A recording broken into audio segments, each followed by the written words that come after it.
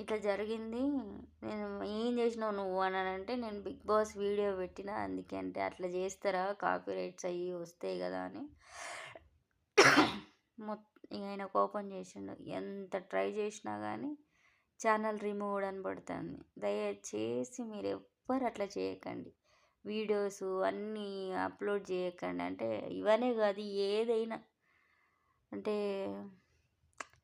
మనం ఒకరికి విరుద్ధంగా పోతే అంతే జరుగుతుంది కదా. అసలు నేను 2 సంవత్సరాలు కష్టపడ్డ దానికోసం ఎన్ని అంటే డేటా బ్యాలెన్స్లు నా కళ్ళంతా పోయి అసలు నాకు ఇప్పుడు కామెంట్ కూడా చూడడం రాదు.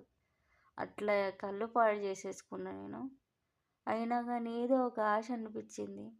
లాస్ట్కి అది మట్టి పాలైపోయింది. అంటే అది దురాశ.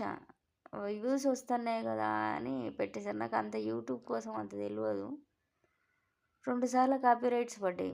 మళ్ళీ అయినా కానీ నేను వినకుండా మళ్ళీ పెట్టేసరికి ఇక రిమూవ్ చేసేసిండు. చాలా అంటే చాలా బాధపడ్డా. ఇప్పుడు మళ్ళీ అంత సబ్స్క్రైబర్లు అంత వాచ్ ఓవర్ రావాలంటే ఎంత కష్టం. లైవ్ పెట్టినా లైవ్ సరిగా రాదు.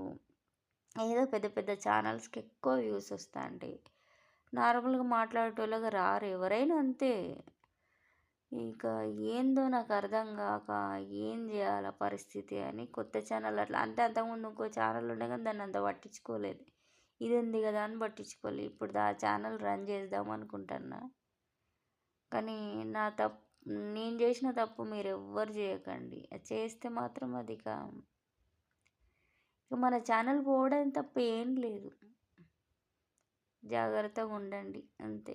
నా హెల్త్ బాగాలేదు, అందుకే పడుకొని ఇట్లా ఓపిక లేదు. ఈ మొన్ననే ఈ ఇంట్లో అంటే మా సిస్టర్ చనిపోవడము, అందులో దెబ్బ మీద దెబ్బ అసలు ఇక మాట్లాడరాట్లేదు.